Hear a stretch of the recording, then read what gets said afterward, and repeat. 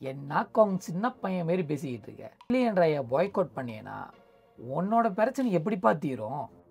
அரசியல்வாதி 100% அரசியல்வாதியை தான் வாழ்வான். ஏன் தெரியுமா?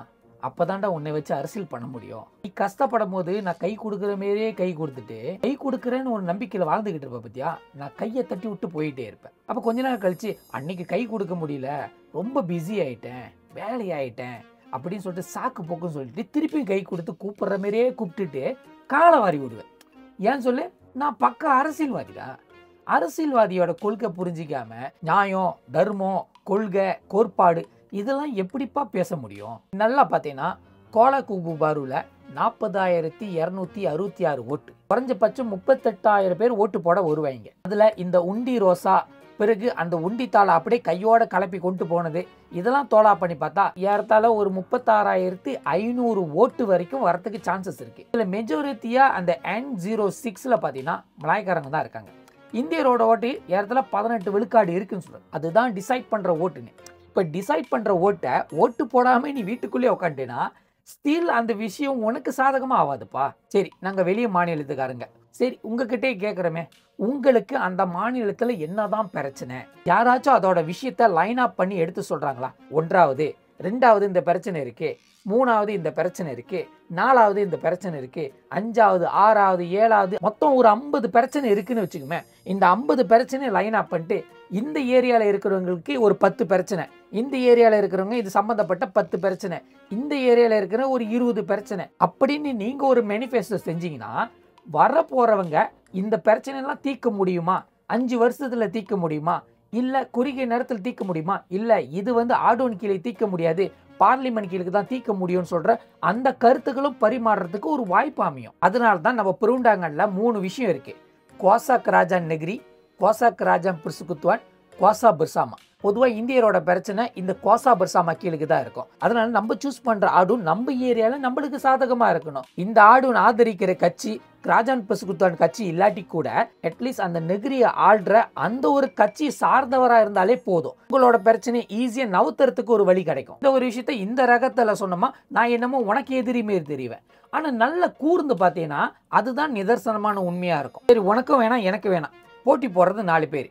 ஒன்று பக்கத்தான ஹராப்பானுக்கு நீ சப்போர்ட் பண்ணும். என்னை பொறுத்த வரைக்கும் இந்த பக்கத்தான ஹராப்பானோட கேண்டிடேட் அடிச்சோம்னா இவனுக்கு வலிக்கும், இவனுக்கு வலிச்சா அனுவாருக்கு வலிக்கும், அப்பதான் நம்மளோட வலி அவனுக்கு புரியும் அப்படி சொல்லுவோம். ஆனா அவங்களுக்கு அது புரியாது. இந்த தொகுதியில் அன்பார்ச்சுனேட்லி பக்கத்தான ஹராப்பான் தோத்தாலும் ஸ்டில் ஸ்லாங் ஒரு ஆடுறதே பக்கத்தான ஹராப்பான் தான். என்ன ஒரே ஒரு நாக்காளி தான் போவோம். இவர் அடிக்கிறதுக்காக பிரிகாத்தா நேஷனை சார்ந்த ஒரு கேண்டிடேட்டை நீங்க ஆதரவு தெரிவிக்கிறீங்கன்னு வச்சுக்கோமே. இவர் எந்த இடத்துல உங்களுக்கு உறுதிமொழி கொடுக்கிறாரு, அதாவது உங்களோட பிரச்சனையை தீர்க்க போறாருன்னு. சரி, இந்த 2 பேரும் வேணாப்பா. பார்த்தி ராயா மலேசியாலேருந்து ஒரு கேண்டிடேட் இருக்காங்க, சாலூன் பேபாஸ் ஒரு கேண்டிடேட் இருக்காங்க. இவங்களுக்கு நீங்க ஆதரிப்பீங்க கேட்டா இவங்க யாருன்னு தெரியலன்னு சொல்றீங்க.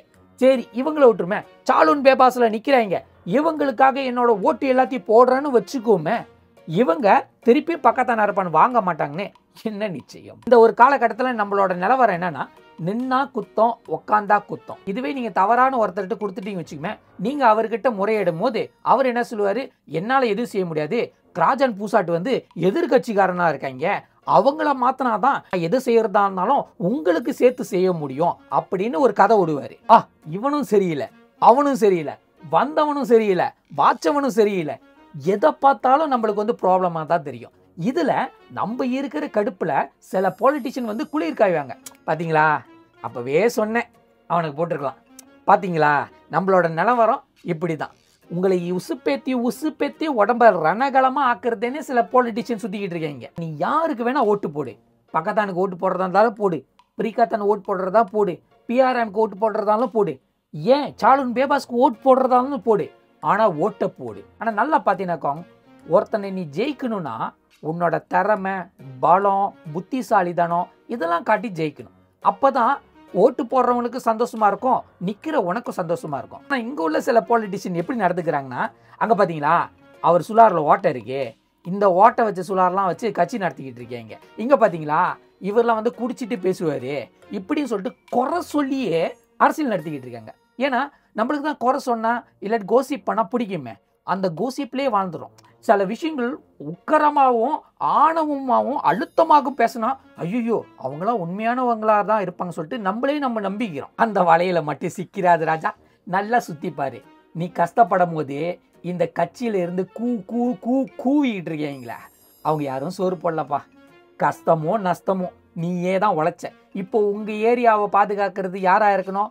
நீ தான். உங்க ஊர்ல ஒரு கூட்டம் போடு, உங்களுக்குள்ள இருக்கிற ஒரு மேனிஃபெஸ்டோ கிரியேட் பண்ணு, உங்களுக்குள்ள இருக்கிற ஒரு நல்ல தலைவர், அது கட்சி சார்ந்து இல்லாதவங்க இளைஞரை கொண்டு வந்து எங்களுக்காக நீ பேசுப்பா, எங்களுக்காக வாதாடுப்பா. இந்த ஊர்ல புறப்பட்ட போய் எங்கேயோ படிச்சுக்கிட்டு இருப்பாங்க, டிகிரி ஹோல்டர் இருப்பாங்க, மாஸ்டர் ஹோல்டர் இருப்பாங்க, அவங்களாம் வர வச்சு எங்க ஊர்ல இருக்கிற இந்த பிரச்சனையை ஒரு பேப்பர் மூலமா எழுதி கொடுத்துட்டு இந்த கேண்டிடேட்டுக்கு அந்த கேண்டிடேட்டுக்கு 4 பேருக்கு எழுதி போடு, இதுல யாரு வந்து உறுதிமொழி கொடுக்குறாங்களோ அவங்களுக்கு நாங்க ஆதரவு தெரிவிக்கிறோம் சொல்லிட்டு பகிரங்கமாக கூவுங்கப்பா. உலகமே வேற மாதிரி மாறிக்கிட்டு இருக்கோம். உங்க வீட்டுல இருக்கிற பிள்ளைய உங்களுக்காக வாதாடுறதுக்காக நீங்க தயார் செஞ்சு அனுப்ப வேண்டியதானே. ஏன் ஊரு விட்டு ஊரு வந்தவங்க எல்லாம் கொண்டு வந்து உங்களுக்கு நீதி பேசிக்கிட்டு இருக்கீங்க? இந்த மாதிரி எல்லாம் செய்யும் போது உங்களை நீங்க எப்படித்தமா வருத்திக்கிறீங்க? நாங்களாம் ஒன்றும் தெரியாதுப்பா, எங்களுக்கு அரசியல் தெரியாது, நாங்க வாழ்றோம், சாப்பிட்றோம், தூங்குறோம், நல்ல நிம்மதியாக வாழ்ந்தா போதும், இந்த ஊரில் எந்த ஒரு கலவரம் இல்லாமல் பார்த்துக்குங்கப்பா, நீங்களே ஏதாச்சும் பேசி ஒரு முடிவு பண்ணி கொடுங்கப்பான்னு சொல்லிட்டு கை கட்டி நிற்கிறீங்க. எவ்வளோ நாளைக்கு நிற்பீங்க? உங்கள் வீட்டில் உங்கள் பிள்ளைங்கள உங்களுக்காக பேச மாட்டாங்க.